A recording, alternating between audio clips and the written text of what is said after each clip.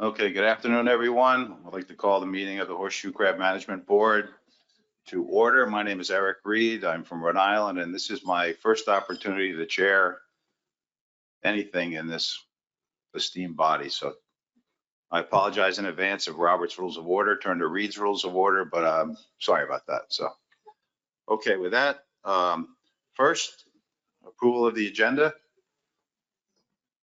Any opposition to approving the agenda? Seeing none. The proceedings from October 24th. Any modifications to those proceedings? Seeing none, those are approved as well. Okay, we're going to move on to a public comment for items that are not on this agenda. We had no correspondence prior to this meeting, so I will turn to the audience.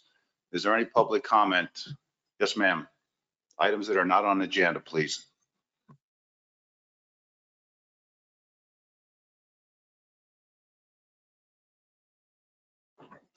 I'm more than happy for you to make those comments later on, but not now. When we start the discussion about the draft for public comment, I will give the public an opportunity to speak, but not now. It'll be during the discussion.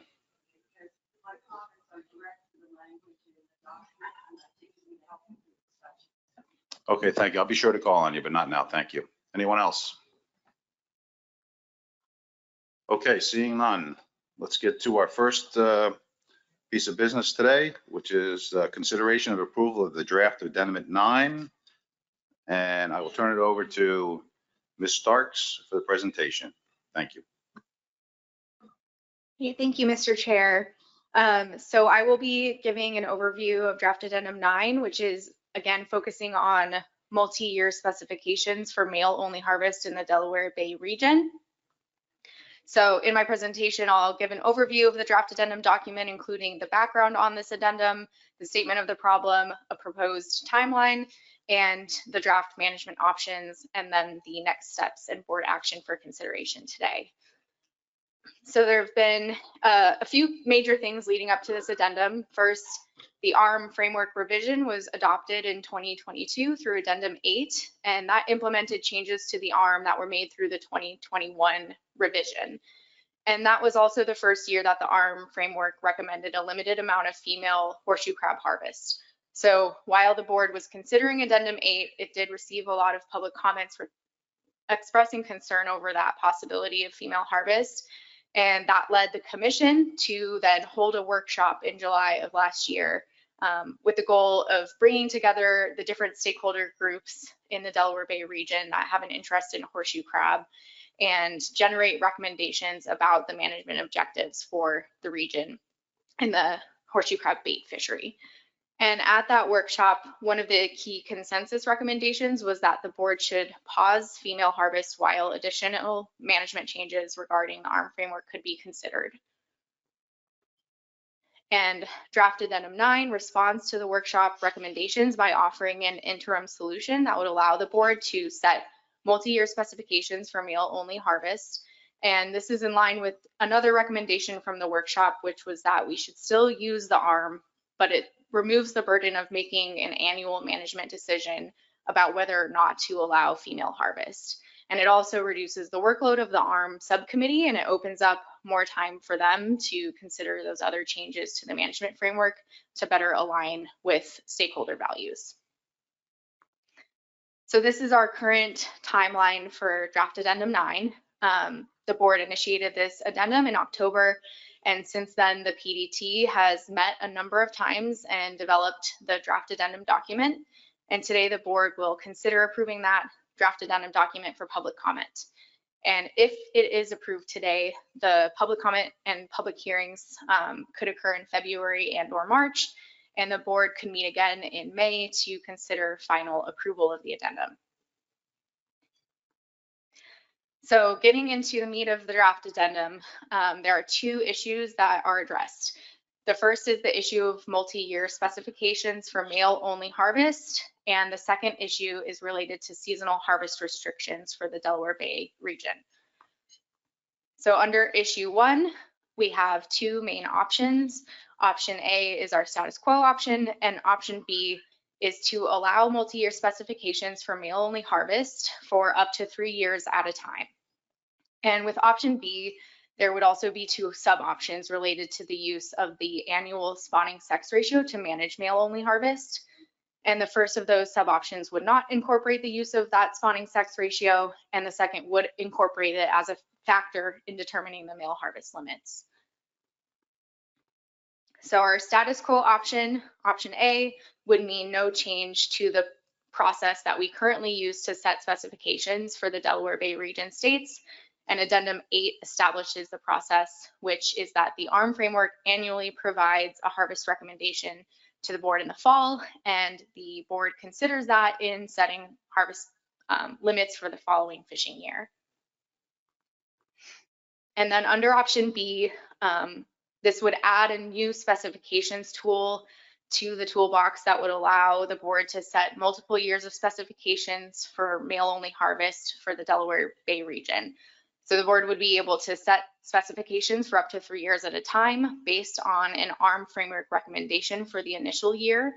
And then in the interim years, the board would not have to use the ARM, and no action would have to be taken to keep the same specifications in place for the next year.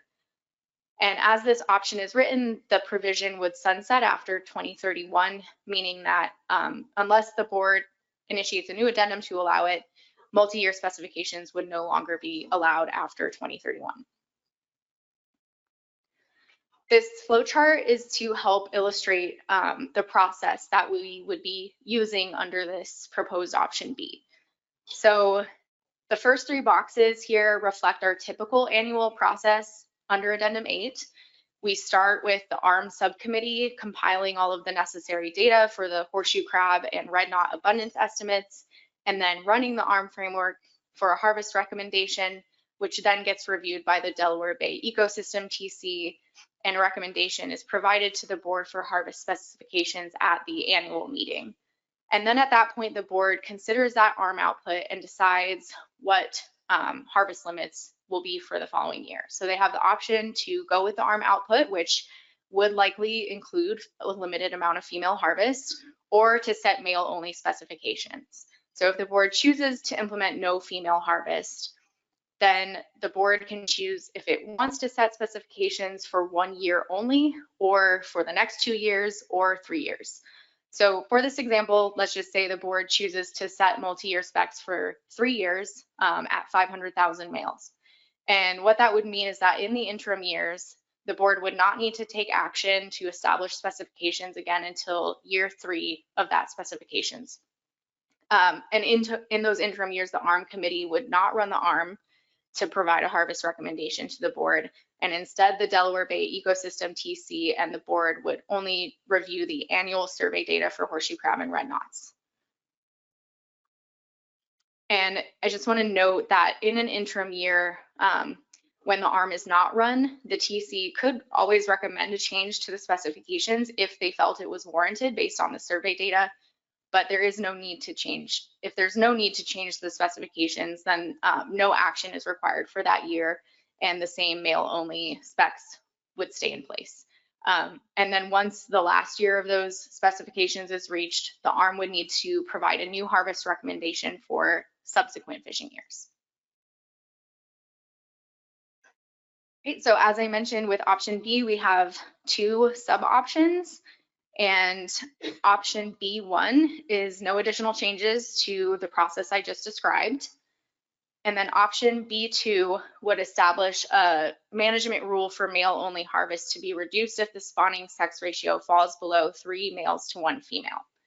And the sex ratio that would be used is the observed ratio during the annual spawning beach surveys in the Delaware Bay region.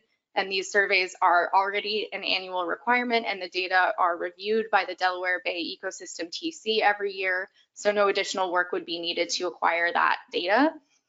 And the table on the right here is showing the proposed maximum allowable harvest for males under different ratios.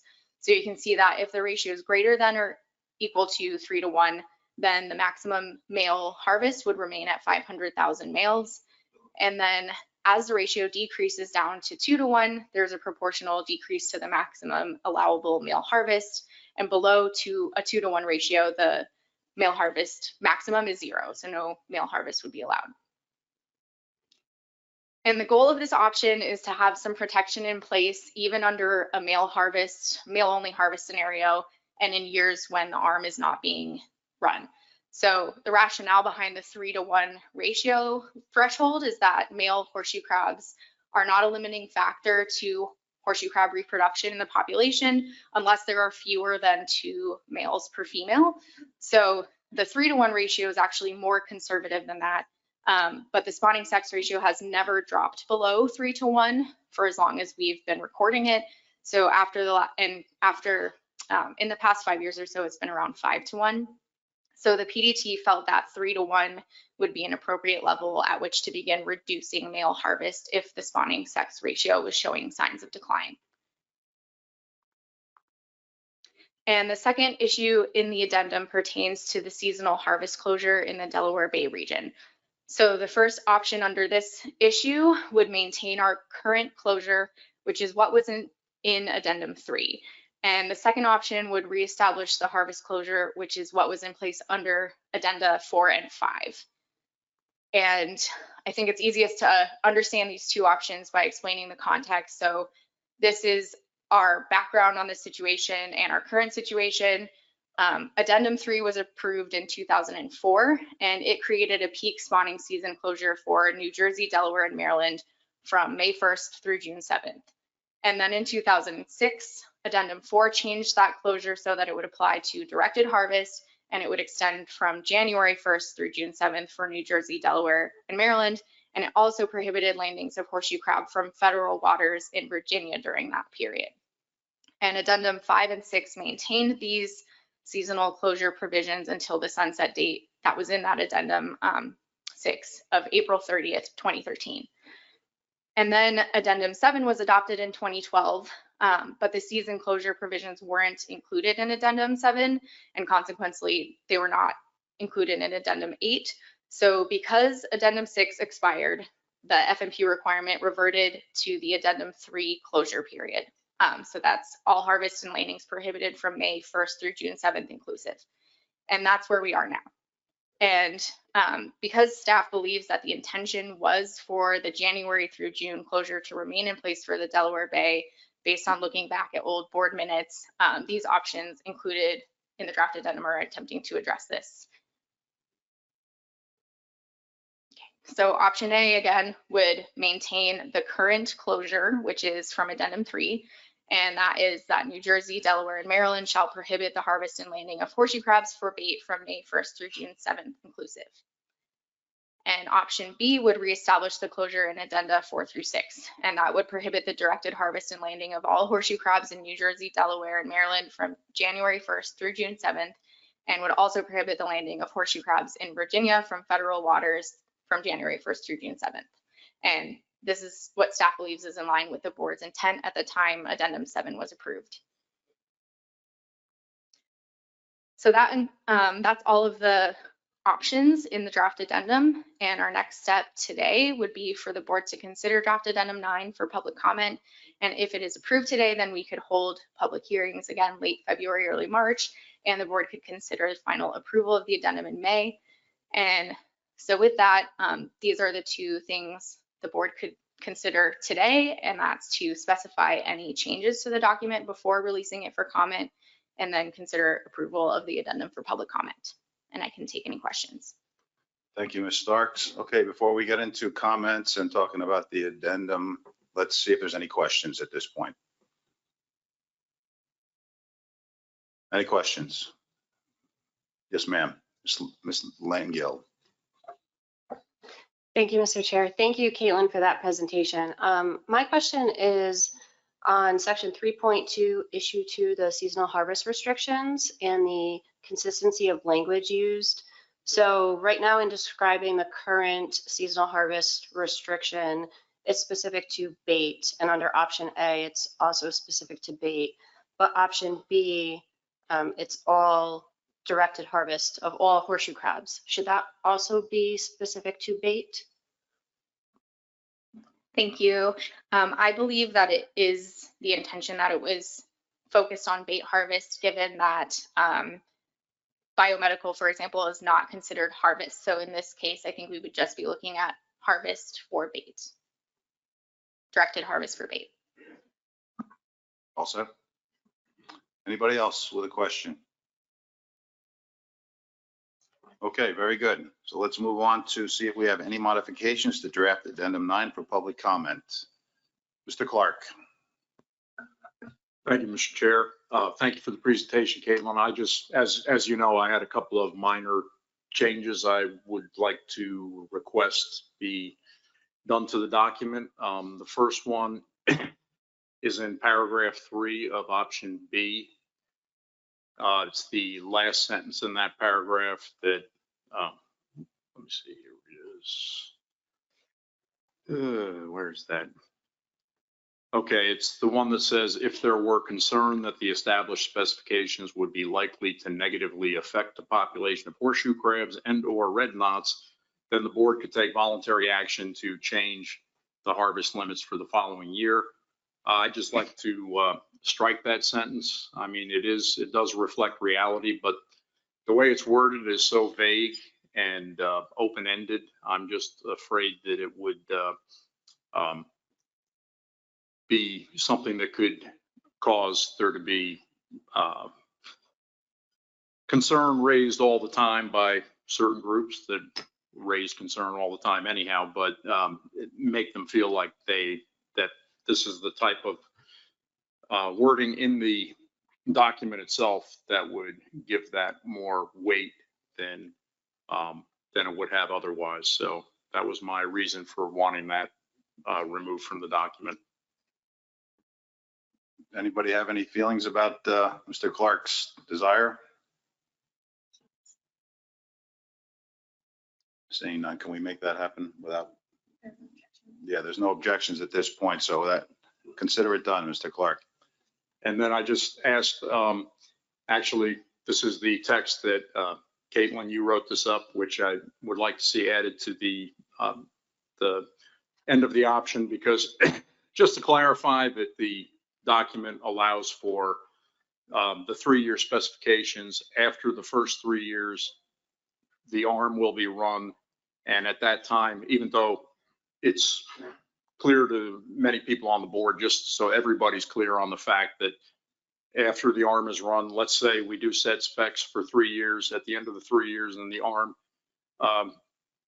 indicates that female harvest could be allowed, the board will or could consider female harvest at that time. Like I said, it will consider whether to allow female harvest or not before setting the specifications for another 3 years. Because the way it's written now, I just didn't want it to look like we would go a full 6 years without revisiting the option of harvesting females. So Caitlin had written up text to the, I'll just read it so it's on the record. Following a multi-year specifications period, the ARM framework would be used to provide a new harvest recommendation, and the board would need to establish new harvest specifications for the following year or years. This would include the option to implement female harvest or male only harvest. Okay, thank you, Mr. Clark. Any opposition to Mr. Clark's request? Seeing none. Very good, John. Okay, I'm going to go to the public. Ms. Swan, if you wanted to give us 2 minutes of your time, that would be great. And then we'll come back to the board. 2 minutes, please. Benji, would you turn on your mic, please?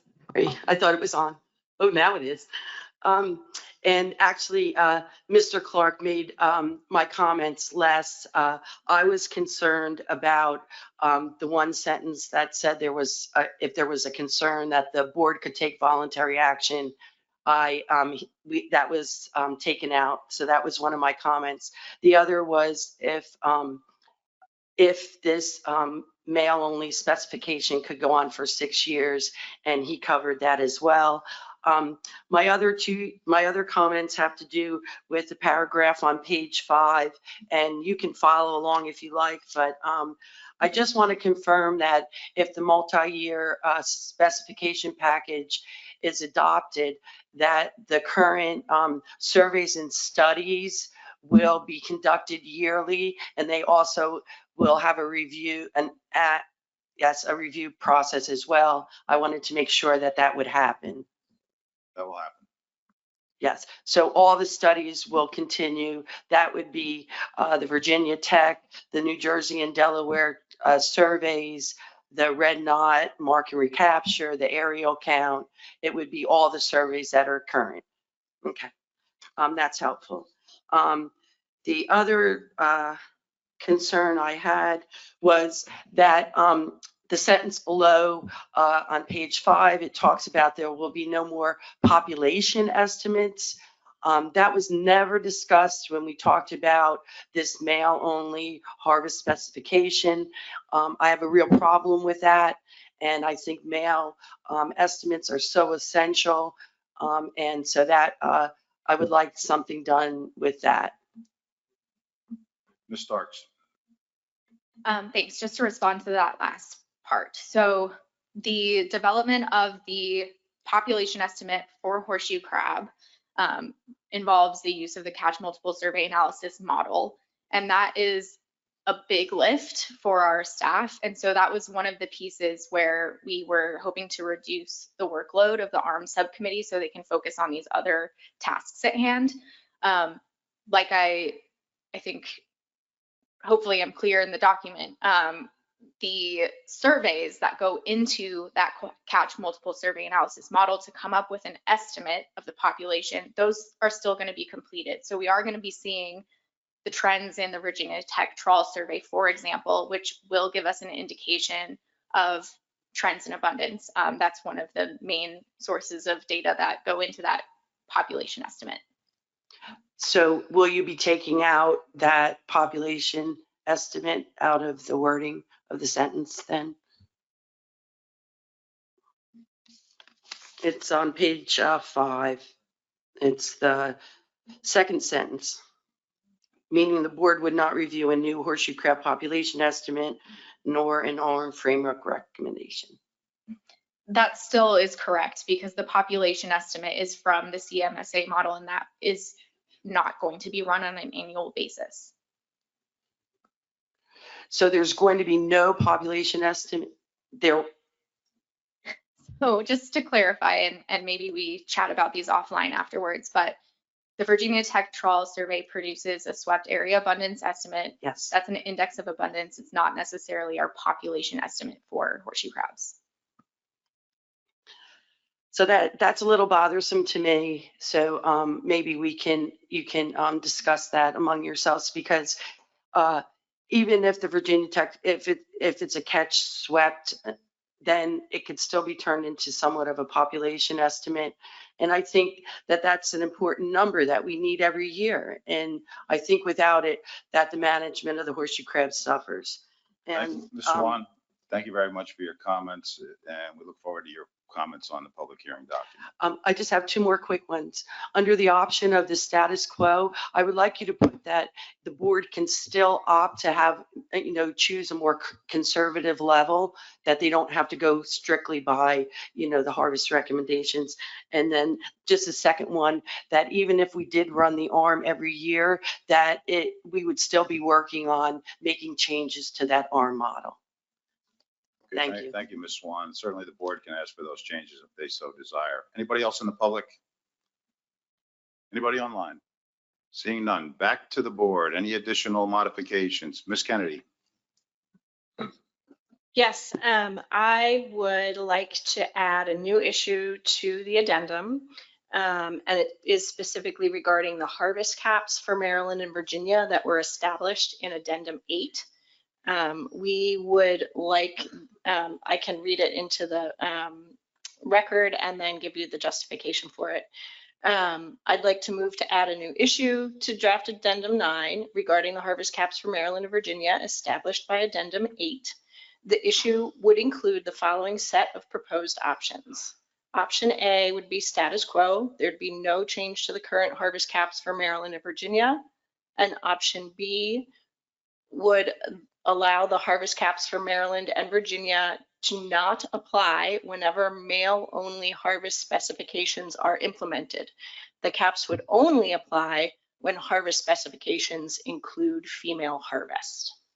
Thank you, Ms. Kennedy. Is there a second to this motion? Mr. Gear, you seconding the motion? Yes. Okay. Rationale, Ms. Kennedy? Yeah, currently, the cap is, we have it, it's in addendum 8. It's removed by the board during specification setting when the ARM allows for female harvest, but the board approves male only harvest. So we believe that this would provide consistency and stability for our fisheries, and we'd like to ensure that there's formal guidelines for the adapted practice. Thank you very much, Mr. Gear. Anything additional? Just, I think it just gives better clarity as well. So, thank you. Okay, thank you. So before I just want to address the workload question in case we have a workload question. Ms. Starks, could you address the workload on this? Yes, Mr. Chair. I don't believe that this would add a significant workload. I think I can add this language almost exactly to the document with those two options. And as long as it's clear to everyone on the board and the board supports that, I can easily do that. Okay, thank you. Discussion on the motion. Mr. Nowalski. Thank you. So while I appreciate the very detailed outlining of the options themselves, the spelling out in paragraph form of the framing of the issue, we would just have to take that today on assumption that that's going to be done to our satisfaction by staff, I would assume. Are you questioning the staff's reliability, Mr. Nowalski? No more than I would question the ability of the chair. I would question that for sure. Both cases would be absolutely zero. Okay. I'm just trying to lay out that what we're seeing on the screen is not the entirety of what would be in the document itself. And in approving a document today, we would be taking a leap of faith, one that is most likely completely comfortable, just with the understanding that there's information that's going to be in the document that we're not physically seeing today. Well, apparently the chair can review it, which I wasn't expecting that in the job description, Adam, to be honest with you, but I think you'll probably be fine. That would be my opinion. And if anybody has something different, feel free to add it now. Seeing none. You good, Adam? Okay, thank you. Any other discussion on the motion on the board? Seeing none, is there any opposition? Any abstentions? Any null votes? Motion passes by unanimous consent. Any other modifications to this document at this point from the board? Yes, ma'am. Ms. Costa, sorry. Thank you, Mr. Chair. Given Caitlin's earlier response to my question, I would just propose that the word bait be added under 3.2, issue 2, seasonal harvest restrictions, option B. So it's specific to the directed harvest and landing of all bait horseshoe crabs. Any objection? Seeing none. Done. Any other modifications? Anybody online? Seeing none, I'd be looking for a motion to approve. Mr. Clark? Thank you, Mr. Chair. There it is. Move to approve draft addendum 9 for public comment as modified today. Mr. Rhodes, are you seconding that motion? Seconded by Malcolm Rhodes. Any discussion? Any opposition? Any abstentions? Any null votes? Seeing none, motion passes by unanimous consent. Thank you very much. Next item on the agenda. Okay, why don't we go to you for process? How about that? That's a good idea. Thank you, Mr. Chair. I just want to clarify on the record that my intention is to modify the document as requested today. And then I will be reaching out to all of the states to schedule a public hearing. So please look out for that. Okay, thank you. So next on the agenda, item 5 is to discuss the AP composition That is not a unique challenge to this particular board. It is a challenge we all face, the councils and the commission. But I'm going to turn it over to Ms. Starks to lay out a possible way forward for the board. Thank you. Thank you, Mr. Chair.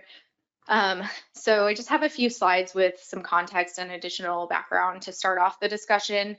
At our July 2024 stakeholder workshop, one of the other recommendations of the group was to evaluate the Horseshoe Crab Advisory Panel to determine if there's adequate representation across stakeholder groups, with the understanding that we may need to add seats or change the composition for non-traditional stakeholders, which for horseshoe crab have typically been conservation interests. And before this meeting, I did send out the AP membership list to the board, but to summarize the current composition of the AP, the state appointed advisors include 5 commercial harvesters, 5 biomedical industry reps, 1 processor/dealer, and 2 conservation interests. And then in addition, there are 2 non-traditional seats, and those don't represent a particular state. But those 2 individuals are coming from a habitat and conservation perspective. There are 4 vacancies in the state appointed seats, and they are all seats that were formerly commercial harvesters that have since left the AP. And just to show this another way, here are all of the current appointments by state and stakeholder group. The bolded names are advisors that have attended at least 50% of the meetings in the past few years, so we're considering them active. And so you can see there's a significant portion of the AP that has not been active in recent years. We think it would be good to reach out to all of these advisors directly and find out if they're still interested in serving on the panel. And then in addition, considering the overall makeup of the AP, staff recommends aiming for an even distribution of stakeholder groups with 5 advisors each for representing the commercial industry, biomedical, and conservation. And with those 5 conservation seats, staff thinks it would be good to have 2 of them representing the Delaware Bay. We think one of the issues for attendance of the full AP could be that recent meetings have been more focused on the Delaware Bay region. So moving forward, we may want to target a specific subgroup of advisors to meet for things regarding Delaware Bay specifically. So the next step we recommend is that each state reach out to your current AP appointments to determine if they would still like to be on the AP, and then provide staff with any new nominations to fill seats as needed.